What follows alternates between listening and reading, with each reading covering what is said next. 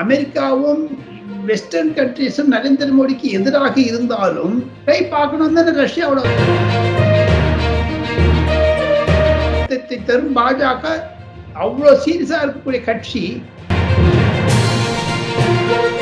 இந்த தைரியம், இந்த பொலிட்டிக்கல் வில் காங்கிரஸுக்கு இருக்கவே இருக்காது. காங்கிரஸ் வந்து முஸ்லீம் கட்சி. தடால் புடான்னு கச்சடாவெல்லாம் சேர்த்துக்கிறது. இப்ப பாரு தமிழ்நாட்டில் அண்ணாமலை வச்சு யாரெல்லாம் சேர்த்தாங்க, கட்சி வந்துடுச்சு. எந்த இப்ப பிரச்சனையா இருந்தாலும் ஹரியானா காரணம், அங்கு காங்கிரஸ் மிக மிக வலுவுடன் இருக்கிறது உபேந்தர் சிங் ஹூடாவினால்.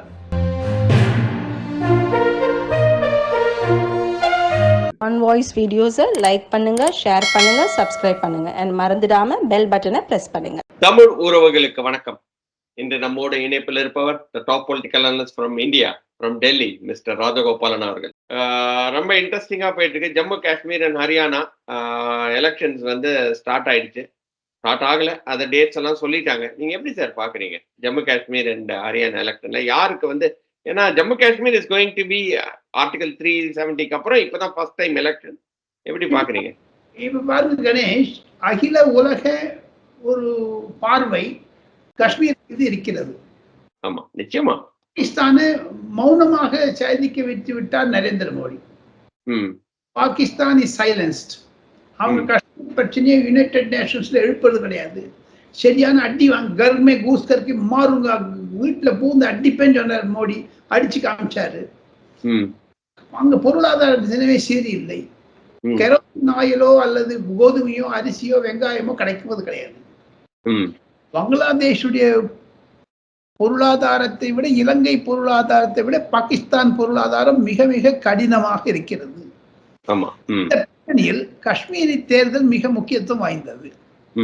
அரசியல் ரீதியாக பார்க்க போனால் நாம் வெளிப்படையாக சொல்ல வேண்டும், அரசியல் ரீதியில் இது பாஜகவிற்கு ஒரு மாபெரும் கேள்விக்குறி. இப்ப இந்த ரிஸ்க் எப்படி எடுத்தார் நரேந்திர மோடி, அமித்ஷா?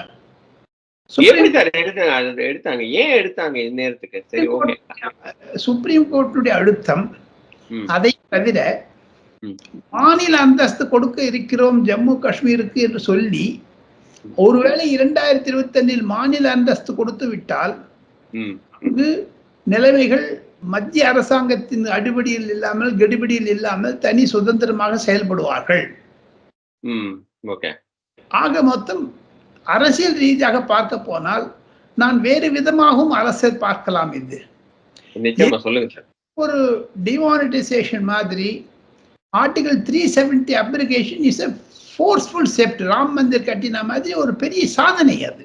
ஆமா, நிச்சயமா, டவுட்டே கிடையாது சார், டவுட்டே கிடையாது. அதுல வந்து நிலைமை பீஸ்ஃபுல்லா இருக்கு. இப்போ இந்த தைரியம், இந்த பொலிட்டிக்கல் வில் காங்கிரஸுக்கு இருக்கவே இருக்காது. காங்கிரஸ் வந்து முஸ்லீம் கட்சி. அவர் முஸ்லீம்களே தடை விட்டு ஓட் பேங்க பண்ணிட்டு இருந்தாங்க. நரேந்திர மோடி ஒரு ஜெர்க் எடுத்து பார்க்கலாம் பார்த்தார்.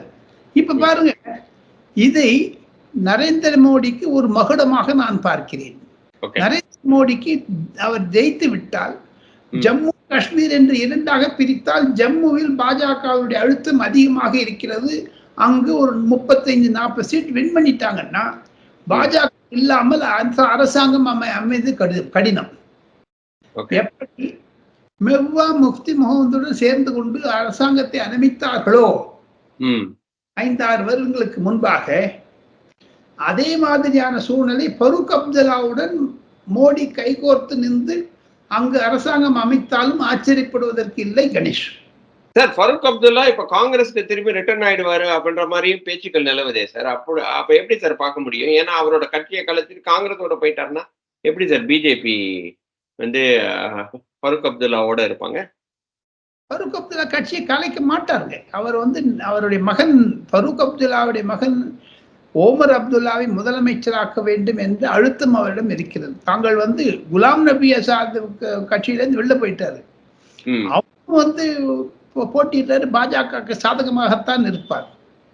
ஓகே, இதுல இந்த இடத்துல பிஜேபி ஒருவேளை தோக்குறாங்கன்னு நம்ம வச்சுப்போம் சார். ஒருவேளை ஜஸ்ட் இன் கேஸ், ஒரு ஸ்பெகுலேட்டிவா நம்ம பேசுவோமே, தோக்குறாங்க அப்படின்ற பட்சத்துல வந்து திருப்பியும் ஜம்மு காஷ்மீர்ல வந்து எப்படி சார் இருக்கும்? ஏன்னா வந்து அப்ப திருப்பியும் காங்கிரஸ் ஆட்சி வருது, இல்லாட்டா ஃபரூக் அப்துல்லா அவங்க வந்து அவங்களோட கட்சி வந்து ஆட்சிக்கு வருது அப்படின்னா, திருப்பியும் டெரரிசம் அண்ட் அந்த மாதிரி வந்து நிகழ்வுகள்லாம் நடக்கிறதுக்கு திருப்பியும் வாய்ப்புகள் இருக்கா? ஏன்னா இப்ப வந்து ஒரு அயன் பிடியோட பிஜேபி வந்து ஜம்மு காஷ்மீரை டீல் பண்றாங்க. தோத்துட்டாங்கன்னா எப்படி சார் இருக்கும்? அந்த மாதிரியான சிச்சுவேஷன் வருவதை தவிர எனக்கு இன்னொரு கவலை என்ன என்று கேட்டால், தாங்கள் கூறுவதில் ஒரு ஒரு அர்த்தம் இருக்கிறது, பாயிண்ட் இருக்கிறது. ஆனால் நான் கவலைப்படுவது என்ன என்று கேட்டால், அங்கு இருக்கக்கூடிய 114 தொகுதிகளில் 25-30 தொகுதிகள் போராளிகள் மிலிட்டன்ஸ் கண்டெஸ்ட் பண்ணி அவங்க ஜெயிச்சுட்டாங்கன்னா என்ன பண்றது? ஆமா, அது என்ன பண்றது? அது வந்து அவங்க கண்டெஸ்ட் பண்ணி ஜெயிச்சிட்டாங்கன்னா என்ன பண்ண முடியுமே? அதுக்கு வந்து எதுக்கு எலெக்ஷன் வைக்கணும் அப்படின்றது தான் முதல். எனக்கு வந்து தேர் இஸ் நோ ஸ்டெபிலிட்டி. இன்னும் ஸ்டெபிலிட்டி வந்து ஒரு 10 இயர்ஸ் ஆவது அவங்க வந்து அந்த அப்ரகேஷனுக்கு அப்புறம் ஒரு ஸ்டெபிலிட்டியை கொண்டு வந்துட்டு so that people can define who can contest, who cannot contest. அந்த மாதிரி வந்து அட்லீஸ்ட் ஒரு காட் ரைட்ஸ் இல்லாம நம்ம வந்து எலெக்ஷன் வைக்கிறது சரிதானா? அது சுப்ரீம் கோர்ட் ஏன் இந்த மாதிரி ஒரு ஆக்ஷன் எடுத்தாங்க? இப்ப பாருங்க கணேஷ், அரசாங்கம் சுப்ரீம் கோர்ட்டுக்கு சென்று எங்களுக்கு இப்போது தேர்தல் நடத்த முடியாது என்று கூறியிருக்கலாம். சுப்ரீம் கோர்ட் ஆமா சொல்லியிருக்கலாம். ஒரு ரிஸ்க் எடுக்கிறார் நரேந்திர மோடி. சார் இந்த ரிஸ்க் வந்து நிச்சயமா பேக் ஃபயர் ஆகிறதுக்கும் வாய்ப்புகள் இருக்குல்ல சார்? நிறைய சான்சஸ் அதுக்கு தான் இருக்கு அப்படின்ற மாதிரி தானே சார் பேசப்படுது. அப்படி அரசியல் ரீதியாக எனக்கு அந்த மாதிரி தெரியல. இல்ல அப்படின்னா நரேந்திர மோடி அவ்வளவு பேர் ரிஸ்க் எடுக்க மாட்டேன். இப்ப நாம் இருவரும் பேசுவதை விட நரேந்திர மோடியினுடைய அகில உலக பார்வையை பார்த்தால் அமெரிக்காவும் வெஸ்டர்ன் கண்ட்ரிஸும் நரேந்திர மோடிக்கு எதிராக இருந்தாலும் பார்க்கணும் தானே ரஷ்யாவோட அவர் போறாரு, எடுக்கணும்னு பாக்குறாரு. இப்போ அண்ணாமலைக்கு முழு ஆதரவு கொடுப்பது நரேந்திர மோடி. ஆக மொத்தம் உயர பிரச்சனையாக இருந்தாலும், மாநில பிரச்சனையாக இருந்தாலும், கட்சி பிரச்சனையாக இருந்தாலும், ஜம்மு காஷ்மீர் தேர்தலாக இருந்தாலும் ஒரு ஒரு chance gambling, let us take a chance, அவ்வளவுதான். ஓகே, அந்த சான்ஸ் வந்து பேக் ஃபயர் ஆனா எப்படின்றது அதுக்கப்புறம் பாத்துக்கலாம். இப்போதைக்கு வந்து ஒரு சான்ஸ் எடுத்து பாத்துடலாம் அப்படின்ற மாதிரி தான் அவங்க நினைக்கிறாங்க இல்லையா? அவ்வளவுதானே. ஓகே, ஸோ அதுக்கு வந்து எப்படின்னு தெரியல. பட் இருந்தாலும் வந்து அதே மாதிரி நெக்ஸ்ட் வந்து டெல்லி எலெக்ஷன்ஸ் வருது, அதுக்கப்புறம் மும்பை எலெக்ஷன்ஸ், மகாராஷ்டிரா எலெக்ஷன்ஸ் வருது. மகாராஷ்டிரா அதெல்லாம் வந்து இந்த எலெக்ஷனோட ரிசல்ட்ஸ் வந்து அந்த எலெக்ஷன் அஃபெக்ட் பண்ணணும்னு நினைக்கிறீங்களா? அதுக்கு முன்னாடி இன்னொரு கொஸ்டின், ஹரியானாவை எப்படி சார் பாக்குறீங்க? எங்க பிரச்சனை இருந்தாலும் அது ஹரியானாவை தான் நோக்கி போகுது. ஹரியானாவோட எலெக்ஷன்ஸ் நீங்க எப்படி பாக்குறீங்க? அங்க வந்து எந்த பிரச்சனை நீங்க சொன்னது பாருங்க, விளையாட்டு வீரர்கள் ஆகட்டும், விவசாயிகள் ஆகட்டும், அல்லது வழக்கறிஞர்களாகட்டும், எந்த இப்ப பிரச்சனையா இருந்தாலும் ஹரியானா. காரணம் அங்கு காங்கிரஸ் மிக மிக வலுவுடன் இருக்கிறது பூபேந்தர் சிங் ஹூடாவினால். ஆமா நிச்சயமா சார், அதனால்தான் இந்த கொஸ்டினே.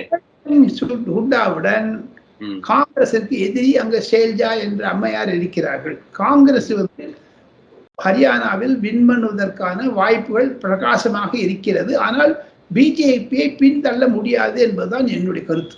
ஜம்மு காஷ்மீர்ல பிஜேபி தோக்குது, ஹரியானால எனக்கு தெரிஞ்சு இன்னைக்கு இருக்கிற நிலைமையில பிஜேபி தோக்கும் அப்படின்ற மாதிரி தான் பேசப்படுது. அது ரெண்டுமே இப்படி இருந்துச்சு அப்படின்னா, இதே இது வந்து மகாராஷ்டிராலையும் டெல்லியிலையும் ஏன் எதிரொலிக்காது? அதுக்கும் வந்து அது வந்து ஓகே அப்படி பண்ணிட்டு என்ன ராகுல் காந்தி பிரைம் மினிஸ்டர் ஆயிடுவாரா? அப்படி நம்ம சொல்ல முடியாது சார். பட் இருந்தாலும் அவங்களோட பவர் வந்து இன்க்ரீஸ். காங்கிரஸோட நிலைப்பாடு வந்து முன்னாடி, அதாவது வந்து 2014 இருந்ததை விட 2019 வந்தாங்க. இப்ப 2019 இருந்ததை விட 2024 வந்து they are slowly building their case அப்படின்ற மாதிரி தானே சார் வருது. அது உண்மையான கருத்து. ராகுல் காந்தி முதிர்ச்சி அடைந்து விட்டார் என்று நாம் இருவரும் சற்று முன்னதாக தான் பேசணும். 55 வயசு ஆயிடுச்சு. இதை விட ஒண்ணும் என்னங்க அவருக்கு? அவரோட இந்த அவருடைய ஏஜ் குரூப்ல இருந்தவங்க சீஃப் மினிஸ்டர் ஆயிரு. இப்போ உதயநிதி டெப்டி சீஃப் மினிஸ்டர் ஆயிட போறாரு. ஆதித்ய தாக்கரே சீஃப் மினிஸ்டர் ஆகலாம் அங்க மகாராஷ்டிரால. ரேவந்த் ரெட்டி, ஓமர் அப்துல்லா மந்திரி ஆயிடுவாரு. ரேவந்த் ரெட்டி சார் ராகுல் காந்தி பெப்பேன்னு வாயில வச்சுட்டு வாயில விட்டுருப்பாரு. ஆக மொத்தம் என்னை பொறுத்த மட்டில் ராகுல் காந்தியினுடைய வளர்ச்சி ஹரியானாவினுடைய தேர்தலில் திருப்பத்தை ஏற்படுத்துமா என்று தாங்கள் கேட்கிறீர்கள். கண்டிப்பாக ஏற்படுத்தும், இல்லை என்று சொல்லவில்லை. சரி, ஓகே. ஆனால் இதே விஷயம் பாஜகவிற்கும் அது அழுத்தத்தை தரும். பாஜக அவ்வளவு சீரியஸா இருக்கக்கூடிய கட்சி, மத்திய அரசாங்கத்திற்கு ஆளுகின்ற கட்சி, அவ்வளவு ஈஸியாக கோட்டை விட மாட்டார்கள் என்பதுதான் என்னுடைய கருத்து. ஓகே சார், மகாராஷ்டிரால இந்த டாபிக்ல மகாராஷ்டிரால இப்ப என்ன சார் நடக்குது? ஏன்னா இப்ப யாரு சிஎம் கேண்டிடேட்டா இருக்க போறாங்க இந்த ஆப்போசிட் சைட்ல? யாருமே இருக்க போதில்லை. காங்கிரஸ் சைட்ல ஒத்துக்க மாட்டேங்கிறாங்க உத்தவ் தாக்கரே. ஓகே, உத்தவ் தாக்கரே ஒத்துக்க மாட்டேன்றாங்க. உத்தவ் தாக்கரே இருக்க கூடாதுன்றாங்க. அப்ப யாரு இருப்பாங்க? சரத்பவாருடைய மகள் சுப்ரியா சூலே வந்தாலும் ஆச்சரியப்படுவதற்கில்லை. அதற்கு காங்கிரஸ் ஒத்துக்காது. ஸோ ஆக மொத்தம் அங்க ஒரு திருகுண போட்டியாதான் இருக்குமே தவிர, எந்த யார் வந்தாலும் சரிங்க, எலெக்ஷன் நடந்துட்ட அப்புறம் பிஜேபி ஆள் வந்துருவாங்க சார். ஏன்னா ஒரு வாட்டி அவங்க சூடு கண்டுட்டாங்க 2019. சரி, 3 முதலமைச்சர்கள் விட்டார்கள்.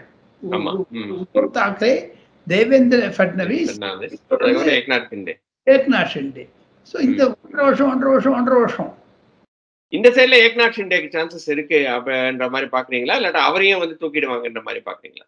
அவர் சமீப காலமாக எனக்கு கிடைக்கக்கூடிய கிரவுண்ட் டஃபா போயிட்டு இருந்து நான் கேள்விப்பட்டேன்.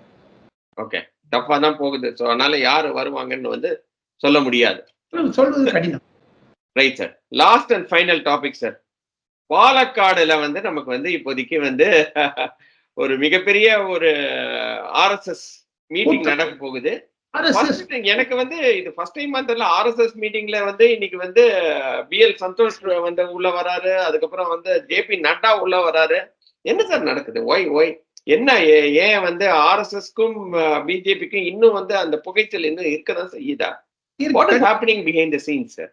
நரேந்திர மோடியினுடைய ஒரு ஆர்எஸ்எஸ் தலைவர் எதாச்சிகாரமாக இருக்கிறார், தன்னை கடவுளாக நினைக்கிறார் என்றெல்லாம் பேசியிருக்கிறார். அதையெல்லாம் வச்சு பாத்தீங்கன்னா ஒரு கசப்பு இருக்கிறது. யாருக்கு? மோகன் பகவத்துக்கு ஒரு கசப்பு இருக்கு இல்லையா? அவர் வின் பண்ணிட்டாரே சார். வின் பண்ணது இதுல எதை சொன்னாலுமே at the end of the day 2024ல லார்ஜஸ்ட் பார்ட்டி அண்ட் அரியணையில உட்காந்தாச்சு. Is governing good. அப்படி இருக்கும்போது மோகன் பகவத்துக்கு என்ன ப்ராப்ளம்? அவங்க சிலதுல நேஷனல் எஜுகேஷன் பாலிசியில சரியில்லை. அரசாங்கம் ரிலிஜியஸ் கன்வர்ஷன், ஹிந்துனுடைய எண்ணிக்கை குறைந்து வருகிறது. அதை இந்த 10 வருஷத்தை நாங்கள் ஒன்றும் பண்ணலை. முஸ்லிம்களுக்கு அதிகமான ஒரு வாய்ப்புகள் கொடுத்தாகிவிட்டது என்ற ஒரு எண்ணங்கள் இருக்கிறது. அஜித் பவாரை சேர்த்து கொண்டது பிடிக்கவில்லை. காங்கிரஸிலிருந்து கச்சராவெல்லாம் சேர்த்துக்கிறாங்கன்னு என்கிட்ட ஒரு ஆர்எஸ்எஸ் தலைவர் சொன்னாரு.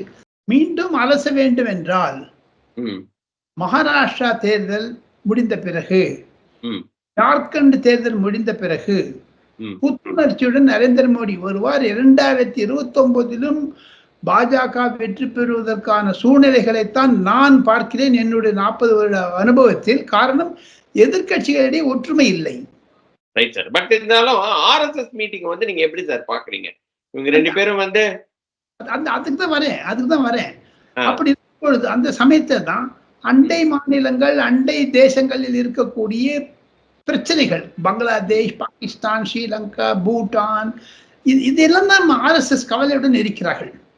ஓகே, அந்த கவலை பிரைம் மினிஸ்டர் மோடிக்கு தானே சார் இருக்கு. எதுக்கு மோகன் பகவத் ஒரு ஒரு அந்நியரா பாக்குற மாதிரியே தானே மோடியை பாக்குறாரு. அரசியல் ரீதியாக பார்க்க வேண்டும் என்றால் மோடி செய்வது சரி.